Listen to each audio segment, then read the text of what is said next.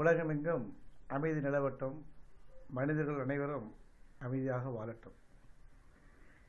இன்னைக்கு ஒரு திருக்குறளை பற்றி பார்க்க போகிறோம். என்ன திருக்குறள்னு சொன்னால், பெருமைக்கும் ஏனைய சிறுமைக்கும் தத்தம் கருமமே கட்டளைக்கல் அப்படிங்கிறது. கர்மம்னா செயல்கள். அப்போ என்ன செய்கிறோம், அன்றாட என்ன நினைக்கிறோம், என்ன மற்றவங்களுக்கு என்ன செய்கிறோம், எப்படி நம்மளுடைய ஃப்ளோ ஆஃப் ஆக்ஷன்ஸ். மற்றவங்களுக்கு நம்ம அது ஒருத்தர் வழி வந்து கேட்குறான், ஒரு சில பேர் கண்டுக்கவே மாட்டான், பாட்டு போயிட்டே இருப்பான். ஒருத்தர் நின்று கேட்டு எங்கே போகணும் எதுக்கு போகணும்னு சொல்லி வழி காட்டுவான்.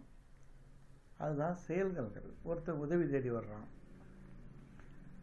உதவினா பொருள் உதவி பண்ண வச்சு அட்லீஸ்ட் வாயார வந்தவங்களுக்கு 4 வார்த்தை நல்ல வார்த்தை சொல்கிறது கூட நல்ல உதவி தான். அப்பா இல்லைப்பா என்னால் முடியாது, பணம் நிலை சரியில்லை, இதான் இன்னொரு ஆள்கிட்ட போ, இல்லை இது மாதிரி ஒரு பண பிரச்சனை எப்படி தீர்த்துக்கோ, பேங்க்கில் லோன் கொடுக்கும், என்ன ஐடியா கொடுக்கும்.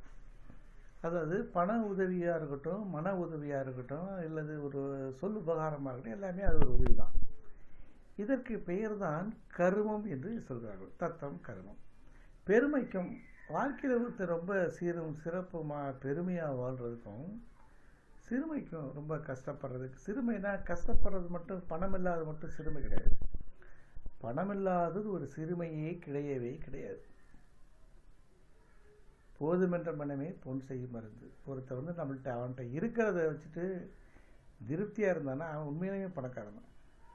சிறுமைனா அவமானப்பட்டு வாழ்க்கையில் வந்து எல்லோராலும் குற்றம் சாட்டப்பட்டு சிறுமைப்படுத்தப்படுறான் பற்றியா அவன், அதுதான் சிறுமைங்கிறது. பெருமைக்கும் ஏனைய சிறுமைக்கும் அடுத்த வார்த்தை போராது பங்கத்தில் உள்ள தத்தம் கருமமே கட்டளைக்கல். நீ ரொம்ப கஷ்டப்பட்டு நீ போயிட்டு நீ பெரிய கோடிக்கணக்கில் சம்பாதிச்சு டாடா பிர்லா மாதிரி அம்பானியா மாதிரி பெருசாக வந்து பெருமை சேர்க்கணும் சொல்ல, அவன்லாம் பெருமை சேர்க்கிறான்னு சொல்ல முடியாது. மடி நிறைய பணம் இருக்கும், மனம் நிறைய இருள் இருக்கும் அப்படின்னு சொல்லுவாங்க. பெரிய பணக்காரனாக இருப்பான், ஆனால் செயல்கள் சரியாக இருக்காது. அவனுக்கு பெரிய வெற்றியாளன்னு சொல்ல முடியாது, வாழ்க்கை நல்ல பேருக்குன்னு சொல்ல முடியாது. அதனால தான் தத்தம் கருமமே, நீ செய்கிற செயல்கள் தான். பணம் இருந்தால் என்ன பண்ணுறது இல்லையா? அதை வந்து அமல்கள் ஆக்கணும். அமல்கள்னா செயல்கள் ஆக்கணும்.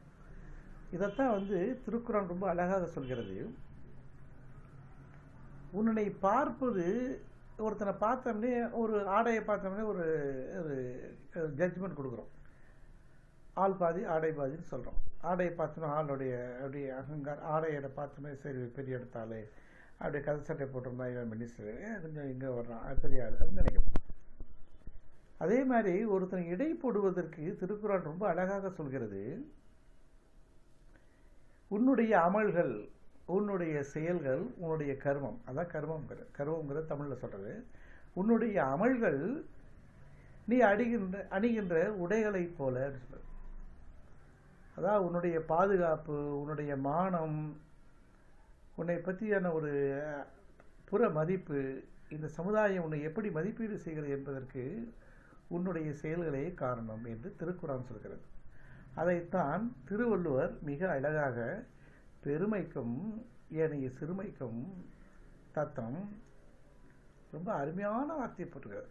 கருமமே கட்டளைக்கல் அப்படின்றார். கட்டளைக்கல்னா அந்த காலத்தில் வந்து பெரிய பெரிய மகாராஜாக்கள்லாம் வந்து ஆணை பிறப்பிக்கிறதுனா அங்கங்கே ஒவ்வொரு ஊர்லேயும் கட்டளைக்கல் போட்டுருவானுங்க.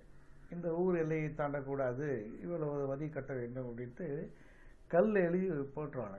அவன் சொல்கிறது தான் ஃபாலோ பண்ணுவான். மீறி போனால் என்ன பண்ணுவான் அது தெரியும் உங்களுக்கு. கவர்மெண்ட்டை வந்து வயலேட் பண்ணால் சிறைச்சேதம் பண்ணுவான், இல்லை நாடு கடத்துவான், இல்லைன்னா தூக்கில் போடுவான். ஏதோ ஒரு கடுமையான தண்டனைகள் கொடுக்கப்படும். கட்டளைக்கல் அது செஞ்சு தான் தீரணும், இது செஞ்சால் இதுதான் நடக்கும். அதுதான் மிக அழகாக திருவள்ளுவர் சொல்கிறார்.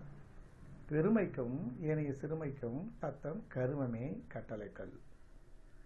நீ என்ன செய்கிறியோ, என்ன கருமங்கள் செய்கிறியோ, என்ன காரியங்கள் செய்கிறியோ, என்ன அமல்கள் செய்கிறியோ, அது ஆரம்பிக்கல, என்ன அமல்கள் செய்கிறியோ அதை வச்சு தான் உனக்கு பெருமையும் சிறுமையும் நடக்கும் அப்படின்னு சொல்கிறாங்க. வாழ்க வணக்கம்.